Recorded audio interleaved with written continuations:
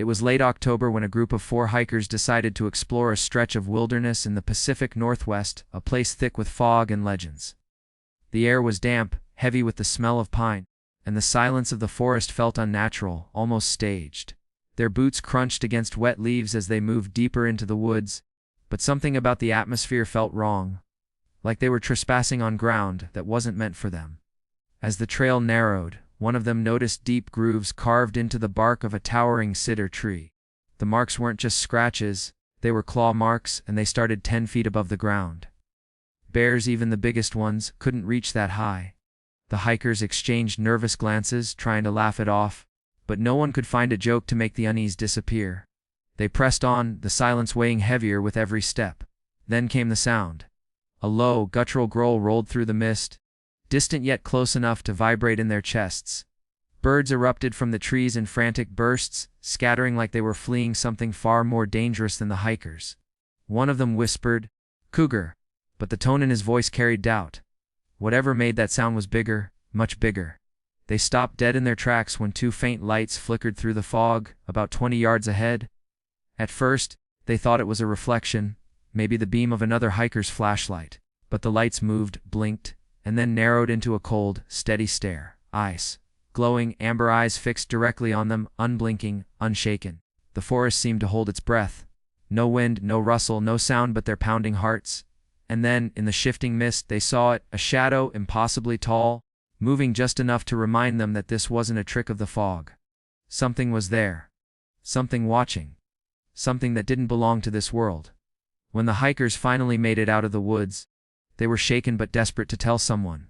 They went straight to the nearest ranger station, voices overlapping as they described the claw marks, the growl, the glowing eyes.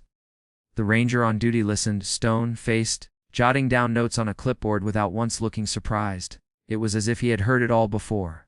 He told them to stay put, while he made a call. Minutes later, 2 men in dark uniforms arrived, not park rangers, not police, no insignias, no names, just cold stares. The strangers asked for their phones, claiming it was for evidence. The hikers hesitated, but the men were firm, insisting it was protocol. One of the hikers, nervous but defiant, asked when they would get their phones back. The taller man's reply was unsettlingly vague. "When we're done." No paperwork, no explanation. Just like that, their only proof, photos of the claw marks, a shaky video of those glowing eyes, was gone. Hours later, they were escorted out of the station with nothing but a warning. "You didn't see what you think you saw. Don't go back there." The tone wasn't friendly advice, it was a command. When one of the hikers pressed for answers, the shorter man leaned in close and whispered, "Some things aren't meant to be found." Then he locked the door behind them. Word spread quickly among locals. Some said the government had known about strange sightings in those woods for decades but always shut them down. Others claimed entire families had gone missing near that same stretch of forest, their cases written off as accidents or runaways. The hikers tried to contact the media, but no one took them seriously. A few journalists showed mild interest, but once the names of those government men were mentioned, the calls went silent. Stories killed before they even started. At night, the hikers began to notice black SUVs parked across from their homes, engines off, silhouettes just sitting inside. No one approached, no words exchanged, but the message was clear: stop talking. Every attempt to speak out was met with silence, intimidation, and fear, and somewhere in the back of their minds, a darker thought grew. Maybe the men weren't trying to protect the public from panic. Maybe they were trying to hide something the public was never supposed to know. The discovery came by accident. An urban explorer named Daniel had been documenting abandoned buildings in Washington state when he stumbled across an old ranger station deep in the forest. The structure was crumbling, windows boarded, moss swallowing the roof. Inside, the air smelled of mildew and old paper, like a place time had forgotten. In one corner of the office, half buried beneath fallen ceiling tiles and mouse-chewed boxes, he found a dusty cardboard container marked "Property of U.S. Forestry Service." Inside was a stack of VHS tapes, most unmarked except for one. On the spine, written faded marker, were the words "Incident File 1992. Daniel didn't think much of it until later that night, when he played the tape on a second-hand VCR. At first, the footage was routine, grainy shots of rangers in uniform, their flashlights sweeping across the woods. The camera shook as though the man holding it was nervous. The voices were hushed, almost whispered, as if they were tracking something. Then, the beam of a flashlight caught movement. a towering silhouette slipping between the trees, moving far faster than anything that size should have been able to move. The camera zoomed in just for a moment, and though the image was blurred, the outline was unmistakable. The creature was enormous, easily twice the height of a man, its arms dragging unnaturally long, its head snapping toward the light with eerie speed. The rangers shouted, one of them cursing, another demanding the cameraman to shut it off. But the tape didn't cut. Instead, it caught something worse, the sound. A guttural roar so deep the speakers rattled, followed by frantic screaming as the flashlight beams scattered in all directions. The footage turned chaotic. The cameraman was running, heavy breathing and snapping branches filling the audio. Every few seconds, the camera caught flashes of movement. A massive shadow gliding effortlessly between the trees, always behind them, always closing in.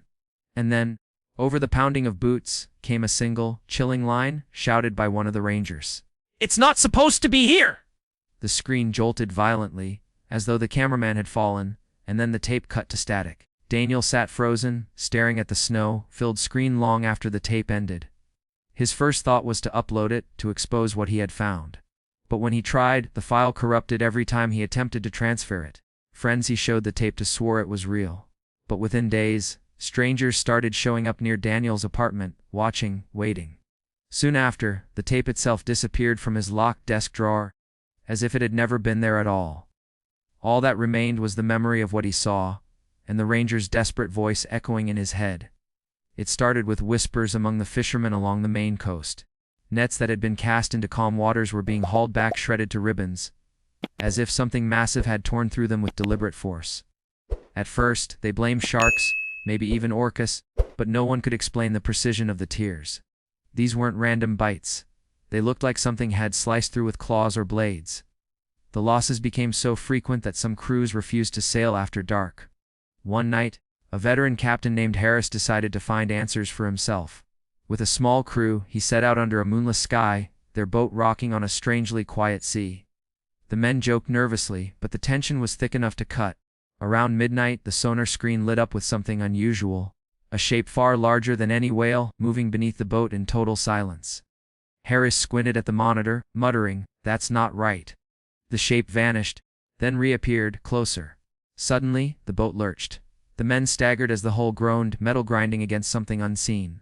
Floodlights snapped on, revealing nothing but black waves. Yet in the water below, shadows shifted, long and serpentine, circling like predators sizing up prey. The crew leaned over the edge, trying to glimpse it, when a massive swell slammed against the boat, nearly throwing them overboard. One man swore he saw an eye, enormous, glimmering, staring back at him from just below the surface. Panic set in. They tried to haul the nets, but halfway up, they snagged, jerked violently from below as if something was pulling against them.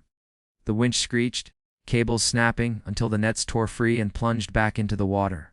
What floated up instead was worse, a tangle of shredded rope, twisted metal, and something slick and black clinging to the fibers, skin, scales. No one wanted to touch it. Harris barked for them to cut the lines and get out, his face pale under the floodlights. The sonar flickered again, this time showing not one but three massive shapes moving in formation beneath them, tracking the boat as it sped back toward shore. They never surfaced, never revealed themselves, but the pressure waves beneath the hull made the men feel as if they were being escorted, or hunted. By the time they reached land, the strange catch had already dissolved into a foul-smelling sludge. Harris told no one what he'd seen that night, but his crew swore off the ocean for good. Something out there was watching, waiting, and it wasn't a whale. The Nevada desert is a place where silence itself feels alive. During the day, it bakes under the sun, but at night, the land transforms into something else entirely, an endless, hollow expanse where sound carries too far and shadows move when they shouldn't. A team of geologists had been sent out to survey an area dotted with abandoned mines, relics of the gold rush. They camped near one of the canyons, their tents glowing faintly under the pale wash of moonlight. By midnight the wind had died, leaving only stillness.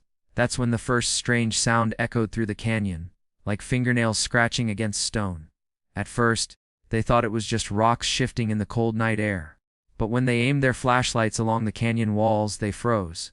Figures clung to the vertical rock face, pale, humanoid shapes, crawling on all fours like insects.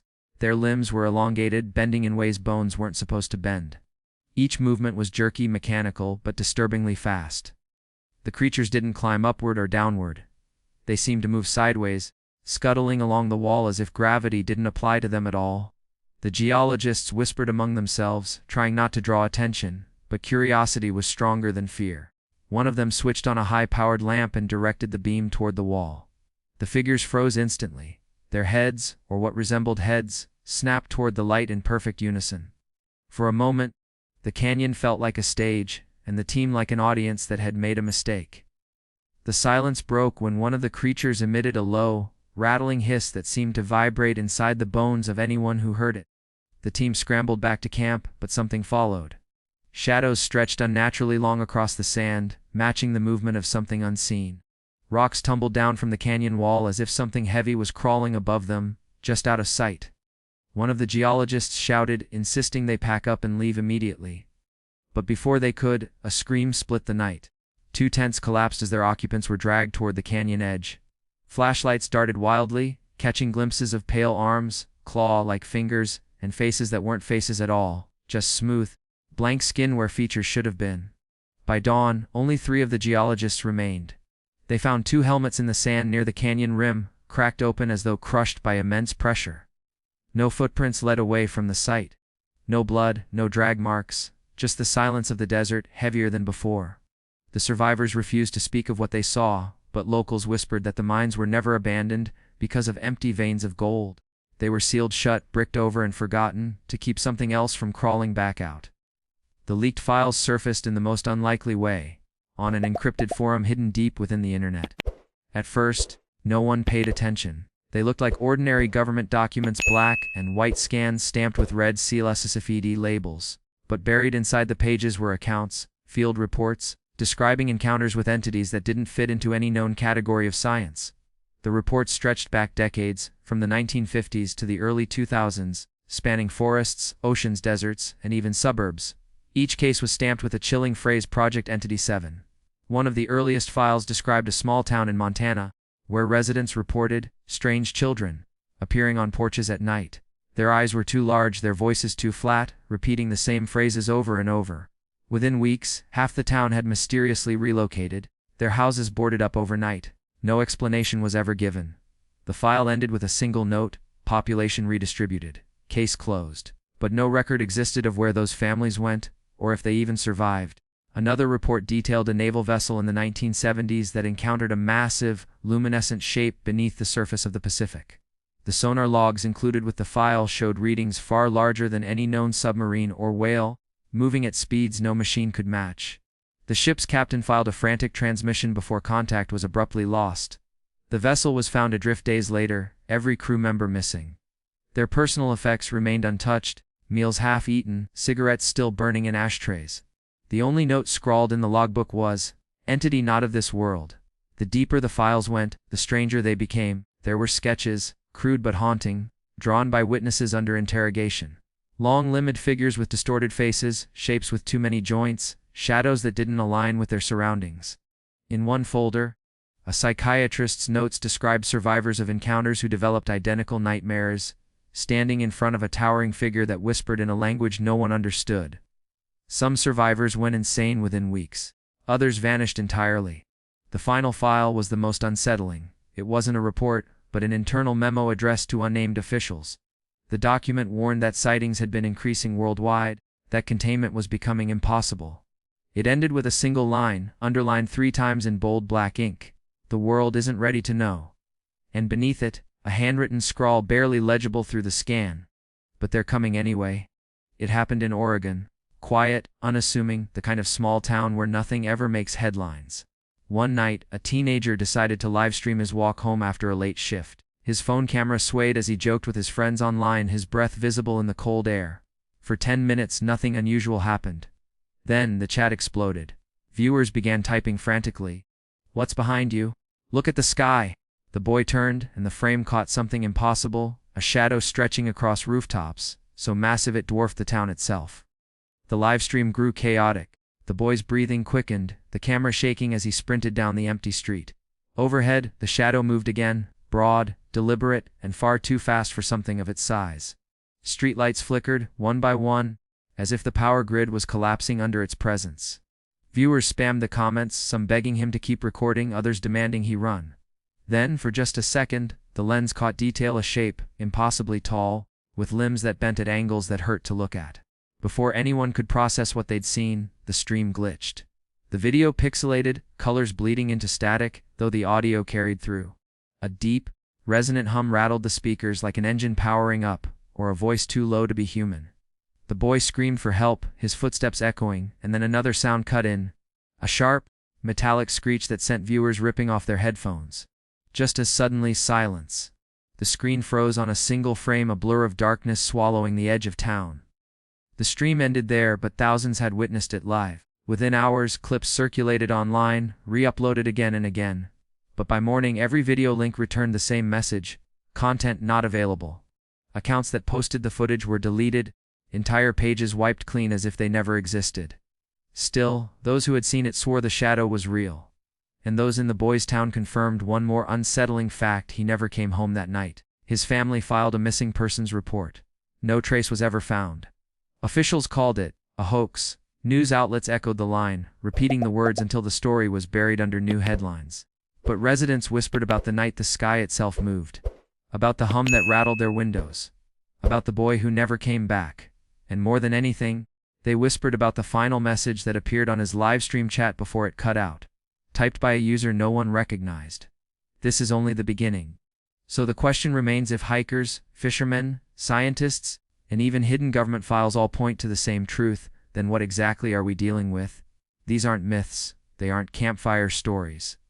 They're warnings, scattered across decades, buried under silence, and erased whenever they surface. And yet, despite every effort to keep them hidden, the sightings keep growing. Shadows in the woods, figures on canyon walls, shapes beneath the ocean. Something is out there, and each encounter feels less like an accident and more like a pattern. Maybe the world wasn't ready to see them. Maybe we still aren't. But if these creatures have been watching us all along, then the real question isn't what they are. It's when they'll finally step out of the shadows.